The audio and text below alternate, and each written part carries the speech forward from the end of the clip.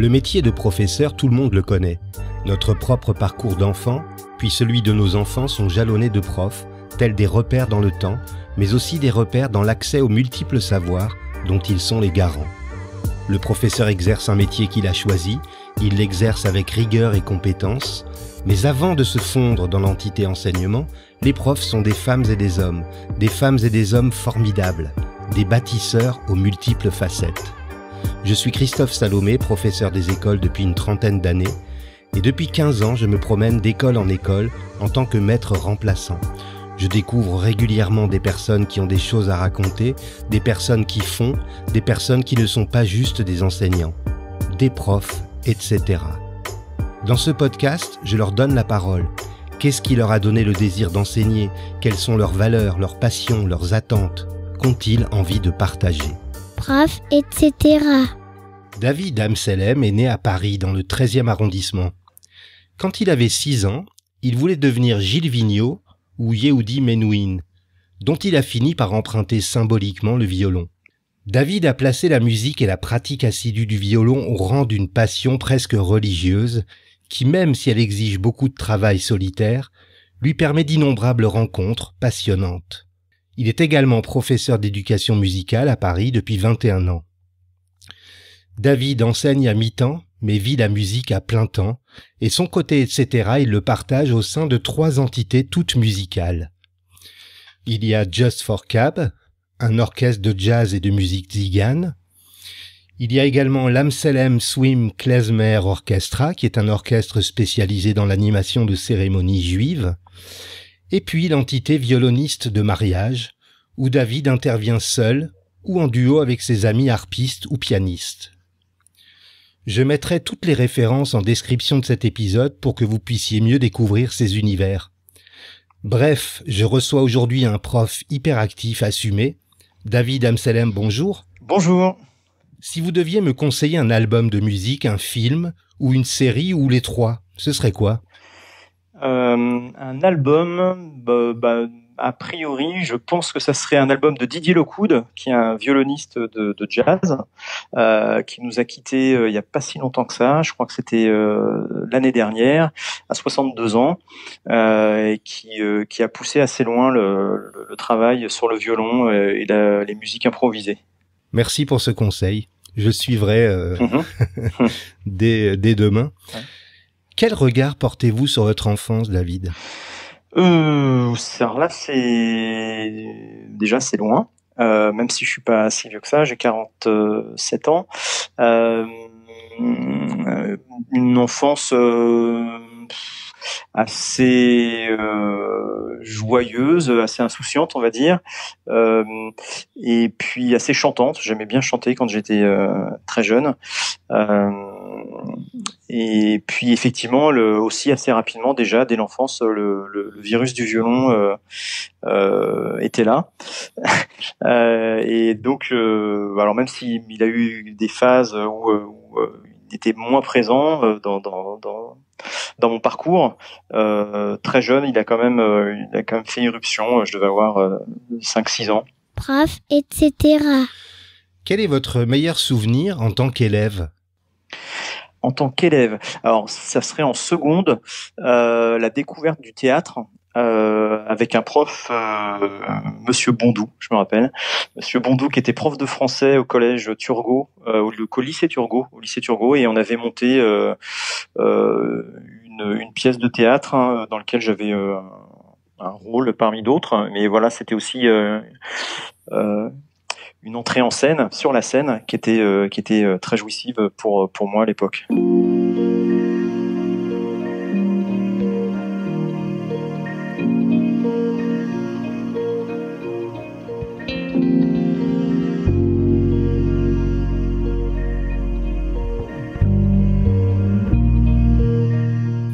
Vous avez été quel genre d'adolescent justement à cette période des années collège, lycée? Déjà, encore une fois, je crois que le violon était assez présent, ce qui fait que à la maison, j'avais tendance rapidement à m'isoler dans ma chambre pour pratiquer. Et après, je vais avec mes amis, on avait pas mal. Alors je partageais pas mal de passion avec eux, mais le violon, ça restait quelque chose d'assez isolé. Disons qu'avec mes amis au collège, c'était des virées en patin à roulettes, en roller comme on disait, et donc voilà, je passais beaucoup de temps à faire du roller dans les rues de Paris avec des amis. Donc voilà, à la fois un peu, enfin cette pratique sportive est assez, enfin où la liberté prend tout son sens, quoi, où on se balade dans les rues de Paris, on s'assoit sur le bitume, etc. Et puis à côté de ça, la pratique du violon qui était aussi importante à la maison. Je le disais dans votre portrait, vous vous produisez dans 3 formations différentes. Qu'est-ce qui vous a amené à faire ce choix? Alors les 3 formations, c'est un parcours. Alors avant de travailler au sein de ces formations que j'ai montées, en fait, j'ai eu l'occasion de travailler sur les bateaux parisiens. Donc en fait, mon parcours est quand même très lié à Paris parce que j'aime beaucoup cette ville. Et alors j'ai eu le privilège pendant pas loin de 10 ans avant de monter ces formations de travailler sur des péniches qui faisaient des croisières sur la Seine, et donc déjà d'avoir une pratique professionnelle de l'instrument, et donc après ce passage sur les bateaux d'une dizaine d'années, j'avais envie aussi de monter des formations, et puis ça correspondait aussi avec mon goût pour monter des sites web, enfin fabriquer des sites web. Et donc dans un premier temps, c'était l'idée de faire des mariages avec ce groupe de jazz manouche qui s'appelle Just for Cab. Les mariages, on les faisait souvent le samedi, et je me suis aperçu que c'était quand même dommage de pas pouvoir travailler aussi dimanche. Donc je me suis intéressé de très près à la musique juive. En plus, je m'appelle David Amselem, donc même si je n'ai pas une pratique religieuse en soi, disons que la musique étant très présente dans les fêtes juives, je me suis intéressé de très près à ce répertoire pour ensuite travailler le dimanche, puisque c'est souvent le dimanche que les personnes de confession juive se marient. Et puis après, en fait, je crois que le 3e site qui m'amène à faire de la musique un petit peu en solo ou avec des harpistes, je crois que c'est parti vraiment de l'idée de faire un site, un site web de plus. Et en fait, avec ces sites web, c'est ça qui me permet de trouver des prestations et de vivre aussi de ce métier. Prof, etc.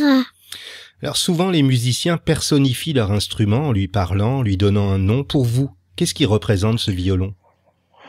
Alors le violon, beaucoup de choses. Déjà, c'est un moyen, c'est comme la pratique du yoga. Je pense c'est quelque chose qui me permet vraiment de me retrouver. Aussi, alors même si j'aime beaucoup Paris, c'est quand même une ville qui est souvent assez stressante, où il y a une énergie parfois très positive et puis parfois plus harassante, on va dire. Et le violon, ça me permet vraiment de me retrouver face à moi-même, face à la musique, à l'instrument. Donc ça représente déjà cette possibilité de se retrouver, de se recentrer un petit peu sur quelque chose qui m'accompagne maintenant depuis de très nombreuses années. Donc je crois que c'est surtout ça en fait qui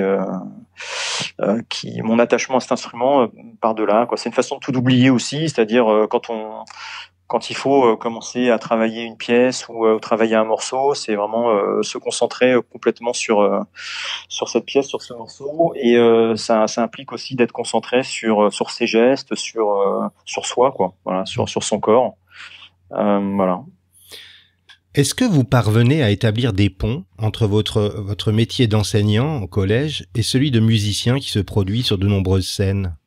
Oui, c'est déjà les élèves ont la chance pour le coup d'avoir un professeur qui a une pratique vraiment régulière de l'instrument, ce qui est pas toujours le cas en éducation musicale. Après, il y a plein d'autres qualités à avoir quand on est prof de musique, autre que celle de pratiquer un instrument, mais celle-ci est quand même assez importante quand même. Et donc, alors moi, je pratique le violon, mais aussi le piano, le ukulélé, la guitare. bientôt la mandoline. Donc voilà, j'essaye de varier les couleurs. Donc ça, les élèves et le son, les vibrations de chaque instrument, les élèves les reçoivent. Et ça, je pense que c'est vraiment un plus. Et puis donc oui, il y a beaucoup de passerelles. Déjà, effectivement, j'enseigne la musique, donc le violon, la musique, ça reste quand même toujours dans cette même sphère.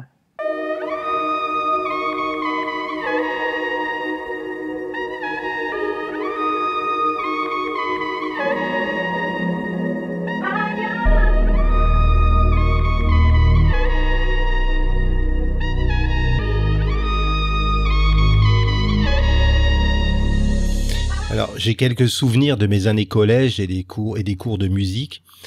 Et à l'époque, c'était souvent le théâtre de nombreux chahuts, sans doute parce que notre musique, celle que nous écoutions, n'était jamais évoquée en classe. Ça se passe comment aujourd'hui, l'éducation musicale au collège? Alors, ça peut se passer, et ça se passe souvent très bien. Après, comme dans toutes les matières, je pense, il peut y avoir en fonction. Alors moi, je suis ce qu'on appelle anciennement TZR, donc titulaire sur zone de remplacement. Donc j'ai tendance à changer d'établissement tous les ans, alors par choix. Et donc j'ai l'opportunité de voir vraiment plein de profils d'élèves différents. Et donc, globalement, en plus avec le temps, j'ai l'impression que ça se passe de mieux en mieux, parce qu'avant d'être prof de musique, je suis prof, et donc je pense qu'il y a des compétences à acquérir en termes de dynamique de classe, de groupe, voilà, être capable de mettre ses élèves au travail. Et ça, je pense que voilà, c'est fondamental. Et donc après la musique finalement, c'est quelque chose qui vient un peu après à mon sens. Et donc si on arrive voilà à créer une bonne dynamique de classe et voilà avoir la confiance des élèves, on peut les amener un peu où on veut après. Donc après le répertoire, je pense que c'est vraiment quelque chose de secondaire. Donc je peux très bien travailler avec mes élèves des pièces des années 70, même des pièces du Moyen Âge, pourquoi pas. Le plaisir de chanter et le plaisir de bien chanter, c'est quelque chose qui s'apprend et qui se communique. Et donc je pense que moi aussi, enfin effectivement, quand j'étais collégien, lycéen, enfin collégien surtout, les cours de musique, ça pouvait être aussi un peu la récréation. Mais moi, je revendique ce côté un peu récréatif. Alors après, il faut que ça se fasse dans des règles évidemment et à respecter par les élèves. Mais ce côté où voilà, il y a quand même une part de liberté, d'expression. Je trouve que c'est important de garder en tous les cas cet aspect-là. Sans évidemment que ce soit le chahut, etc. Ça, effectivement, c'est à proscrire. Mais bon, après, je pense pas qu'il y ait une corrélation entre le répertoire étudié, vraiment, et puis la confiance qu'on peut avoir de la part des élèves pour les amener là où on a envie de les amener musicalement. Oui, c'est vrai que c'était un peu mon interprétation à l'époque, mais peut-être que je me trompe. Hein. J'ai pas de théorie précise là-dessus. Quel conseil donneriez-vous aux parents qui nous écoutent et qui souhaiteraient accompagner leur enfant dans l'apprentissage d'un instrument de musique? Le conseil, ça serait déjà de faire rencontrer l'enfant et puis l'instrument. Donc après l'instrument de son choix, tant qu'à faire. Je sais que maintenant dans les conservatoires, avant d'orienter l'élève sur un instrument particulièrement, il a la possibilité d'en étudier 2, 3, enfin en tous les cas de se rapprocher de plusieurs instruments pour voir pour lequel il a un coup de cœur. Donc ça, je trouve que c'est une bonne chose. Et puis après, effectivement, c'est bien d'être accompagné. Donc d'être accompagné soit par un parent s'il a la chance de pratiquer lui-même, et puis voir si par contre il y a des tensions entre le parent apprenant, le parent qui souhaite apprendre à son enfant. Là, effectivement, c'est bien de faire appel à un tiers aussi, parce que c'est toujours des relations très quand ça se passe bien, c'est vraiment super d'être aiguillé par un prof, d'être conseillé par un prof et de suivre son enseignement, un prof extérieur.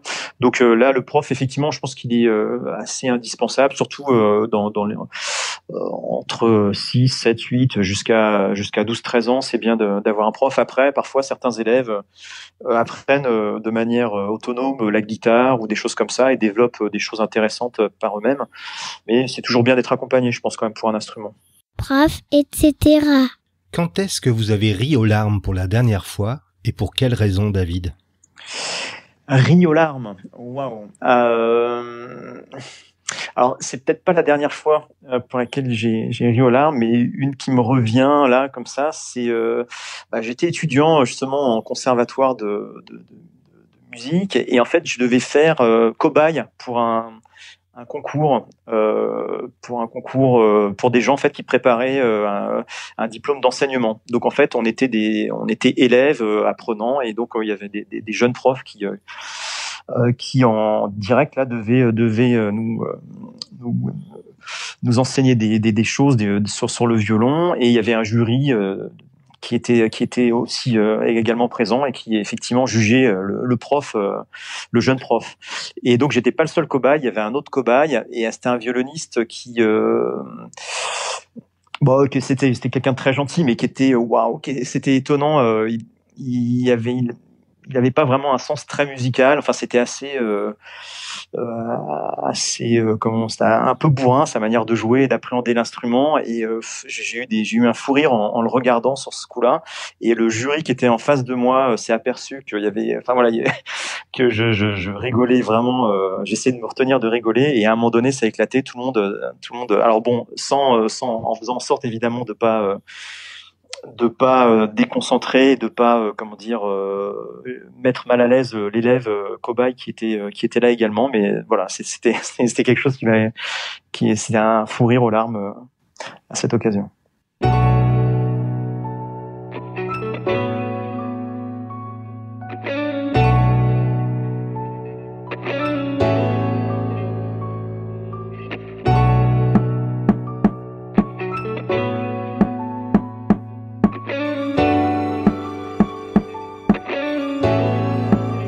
Pouvez-vous me citer un moment préféré de votre journée, qu'il soit professionnel ou plus personnel? Un moment préféré, c'est ce que je vous ai dit tout à l'heure, c'est-à-dire quand j'ai l'opportunité, c'est de plus en plus difficile avec les différentes obligations professionnelles et autres, mais l'opportunité de pouvoir se retrouver pendant 1 heure, 2 heures, 3 heures, parfois pendant les vacances 6 heures dans une pièce et puis s'enivrer de son quoi. Voilà. En fait, les vibrations de l'instrument c'est aussi quelque chose de sous son épaule là, avoir des vibrations comme ça, avoir du son, faire du son. En fait, c'est super jouissif. Et donc, je crois que c'est le moment préféré de ma journée quand je peux enfin me consacrer à ça. Quelle valeur a aujourd'hui le plus de sens pour vous? Alors, l'une des valeurs, ça, je pense que c'est aussi le partage. Alors, le partage justement de toutes ces pratiques, effectivement, dans une chambre ou dans un bureau. La possibilité de partager. Là, ces temps-ci, en temps de Covid, j'ai eu la chance de pouvoir pratiquer en maison de retraite. C'est une chose qui m'était assez rarement arrivée. J'avais joué un petit peu dans des hôpitaux pour enfants, des choses comme ça. Mais là, j'ai eu l'occasion de le faire ces derniers temps et c'est quelque chose qui est vraiment très intéressant. Enfin, c'est cette notion de partage. J'ai eu l'occasion, en l'occurrence, de faire une prestation donc pour des personnes âgées et il y a un vieux monsieur qui est venu vers moi en fauteuil roulant qui m'a demandé s'il pouvait m'emprunter mon violon et qui a commencé à jouer alors et c'est revenu petit à petit parce qu'en fait il a pas dans sa chambre là il a pas l'occasion d'avoir un instrument et c'est quelqu'un qui a fait du violon pendant longtemps et donc c'était des moments très forts pour moi de voir son visage qui s'illuminait à 90 ans passés et de pouvoir pratiquer comme ça puis devant les autres pensionnaires qui étaient là également qui ont regardé un peu ce vieux monsieur autrement. Donc c'est le partage, que ce soit donc dans maison de retraite ou sur une scène ou lors d'une cérémonie. Encore une fois, ce partage-là, on ressent en fait quand on joue, on ressent aussi ce que les autres ressentent à ce moment-là. Ça peut être, alors parfois ça peut être de l'ennui, ça peut être assez rarement, mais ça peut être aussi ça. Puis très souvent c'est des émotions fortes quoi, parce que c'est des gens parfois qui se marient, donc lors de cérémonies il y a déjà tout un poids d'émotions émotionnelles qui est là, et donc on ressent tout ça et on contribue, on participe à ces moments. Donc c'est vraiment super chouette.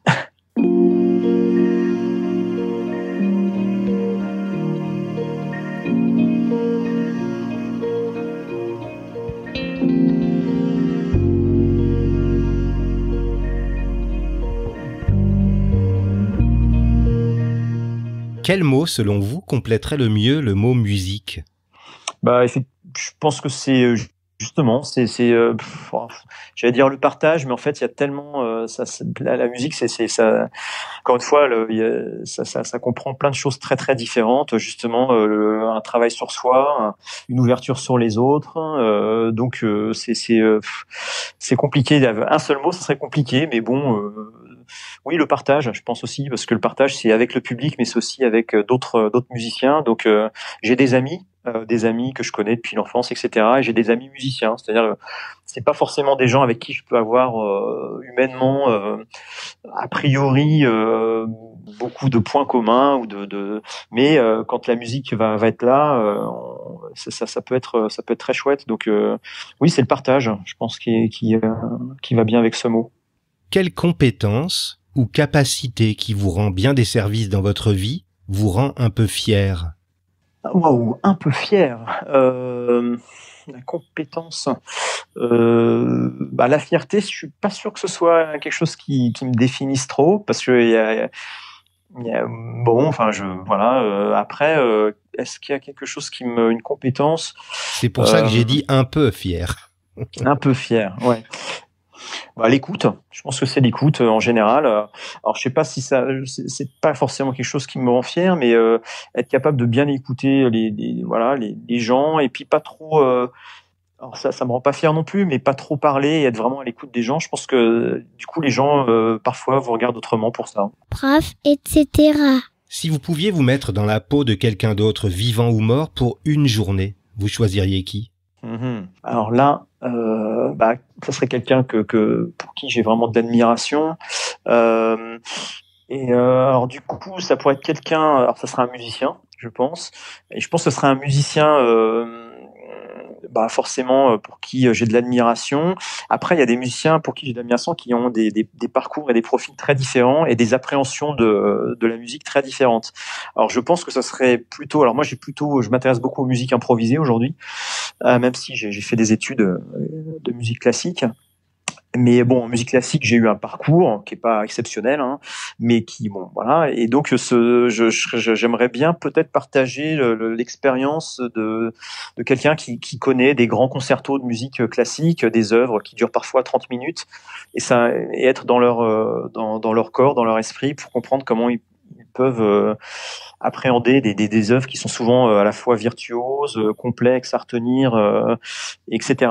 Et voilà, ça c'est quelque chose qui pourrait m'intéresser, parce que par ailleurs, et notamment, alors je pense un musicien particulièrement qui s'appelle Maxime Vengerov, qui est un violoniste classique de ma génération, qui doit avoir une quarantaine d'années aujourd'hui, et qui a joué tous les grands concertos classiques, Mendelssohn, Brahms, etc. Et donc, ce musicien un jour s'est présenté dans une école de jazz avec son parcours de musicien incroyable, et des choses très simples, il n'était pas capable de les faire, comme par exemple jouer et taper du pied, taper une pulsation avec son pied. Et donc, ça m'interpelle, parce que je me dis comment quelqu'un qui peut aller si loin dans l'expérience musicale peut avoir du mal, des difficultés à faire des choses aussi simples que battre du pied en jouant une mélodie au violon. Donc voilà, je serais intéressé pour effectivement partager l'avis de ce violoniste qui est Maxime Vengerov. Comment définissez-vous le succès? Le succès. Disons que effectivement le succès, on le voit quand on regarde la télé, quand on écoute la radio, parce qu'effectivement il y a souvent les mêmes noms qui reviennent, les mêmes artistes qui reviennent. Après, je sais qu'il y a beaucoup d'artistes que je croise effectivement qui n'ont pas du tout la chance d'avoir accès à des médias très grand public, mais qui font des carrières tout à fait, enfin plus qu'estimables, hein, tout à fait brillantes quand même. Et donc, le succès, c'est un mot quand il peut vous tomber dessus, tant mieux. Mais je crois qu'il faut rien attendre de ce côté-là, et on peut vivre très heureux sans avoir ce succès médiatique, on va dire.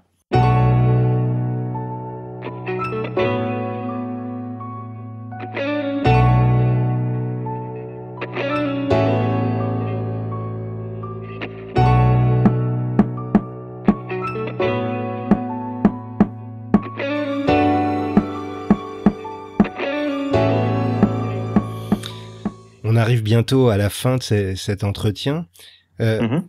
Qu'est-ce que vous vous souhaitez pour les 2 prochaines années? Alors pour les 2 prochaines années, déjà qu'on puisse arriver au bout à bout de ce virus qui là pour le moment fait que on peut difficilement se produire en tant que musicien, soit sur scène, soit pour différents types d'événements. Voilà. Donc ça effectivement, ça serait bien qu'on puisse reprendre une activité musicale en tous les cas comme celle qu'on avait avant ce Covid. Et puis sinon continuer à la fois moi être heureux en tous les cas d'être à la fois prof, c'est-à-dire partager avec des élèves cet amour de la musique et puis les expériences autour de la musique, puisque c'est un petit peu ça l'idée, et puis poursuivre un parcours de musicien qui me permette de continuer à vivre de ce métier, et puis de rencontrer aussi, de faire des belles rencontres pour les prochaines années. Oui. Merci David d'avoir accepté de réaliser cet épisode en ma compagnie. Merci. Si vous avez aimé cet épisode, n'hésitez pas à vous abonner à Prof, etc. sur les plateformes de diffusion, Spotify, Apple Podcasts, Deezer par exemple. N'hésitez pas non plus à m'offrir 5 étoiles sur iTunes ainsi que vos commentaires, ça m'aide beaucoup. Et si vous avez envie de partager votre côté etc. avec les auditeurs, écrivez-moi sur Twitter ou sur la page Facebook de Prof, etc. À vendredi.